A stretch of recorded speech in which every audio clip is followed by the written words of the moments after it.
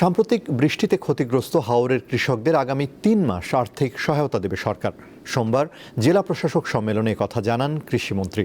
বেসামরিক বিমান পরিবহন ও পর্যটন মন্ত্রী জানান, বগুড়া ও ঠাকুরগাঁও সহ ৮টি জেলার পরিত্যক্ত বিমানবন্দর চালুর উদ্যোগ নেওয়া হয়েছে। ঈদুল আজহার আগে দ্রব্যমূল্যের বাজার নিয়ন্ত্রণে নজরদারি বাড়ানোর পরামর্শ দিয়েছেন বাণিজ্যমন্ত্রী। 4 দিনব্যাপী জেলা প্রশাসক সম্মেলনের দ্বিতীয় দিন বিভিন্ন সেশনে অংশ নেন জেলা ও বিভাগের মাঠ পর্যায়ের প্রশাসকগণ। আলোচনায় স্থান পায় অর্থ পরিকল্পনা, বাণিজ্য, বিমান ও কৃষি সহ বিভিন্ন মন্ত্রণালয় এবং বিভাগ সম্পর্কিত নানা বিষয়। প্রথম সেশনে বেসামরিক বিমান ও পর্যটন খাত এবং সংস্কৃতি মন্ত্রণালয় আলোচনায় অংশ নেয়। পর্যটক যারা আসবে তারা যেন নিরাপত্তাহীনতা না ভোগে, প্রথম কিন্তু এই জিনিসটা জেলা প্রশাসকের দায়িত্ব, এই জায়গাটা খেয়াল করা। এ সময় গণমাধ্যমকে জানানো হয়, আগামী 3 মাসের মধ্যে কক্সবাজার আন্তর্জাতিক বিমানবন্দর এবং ডিসেম্বরের মধ্যে ঢাকা 3rd টার্মিনাল চালুর উদ্যোগ নেওয়া হয়েছে। আন্তর্জাতিক বিমান রয়েছে ঠিকই, কিন্তু আন্তর্জাতিক মানের নয়। সেই মান সম্পন্ন করার জন্য আমরা ইতিমধ্যে 14টা বোয়িং ক্রয়ের স্বাক্ষর করেছি।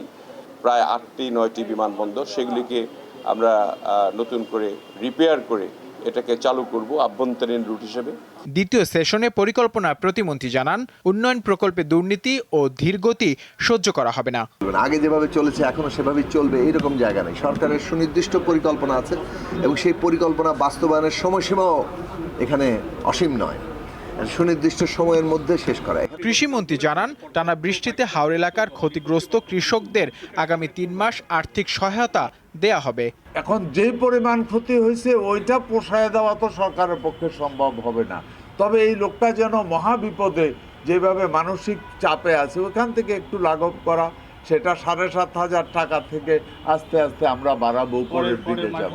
চতুর্থ সেশনে ঈদুল আজহার আগে দ্রব্যমূল্যের বাজার নিয়ন্ত্রণে নজরদারি বাড়াতে জেলা প্রশাসকদের পরামর্শ দেন বাণিজ্যমন্ত্রী। আমরা গুটি কয়েক লোকের উপরে নির্ভর না থাকি, বা আমি শুধু সিন্ডিকেটের কথা বলছি না, সব কিছু যে সিন্ডিকেটের কারণে তাও না, এই বাজার ব্যবস্থার অসামঞ্জস্যতার কারণেও অনেক সময় ভারসাম্যহীনতা তৈরি হয়। সমন্বিত একটা বাজার ব্যবস্থাপনা, এই সমস্ত আমাদের আগামী দিনের পরিকল্পনা সম্পর্কে তাদের আমরা সংক্ষেপে ধারণা দিয়েছি। রাজধানীর ওসমানী স্মৃতি মিলনায়তনে আয়োজিত জেলা প্রশাসক সম্মেলন শেষ হবে আগামী 6 মে। এই ব্যবস্থাটি ছিল এবং সরকারের সিদ্ধান্ত। নূর আলম, দীপ্ত সংবাদ, ঢাকা।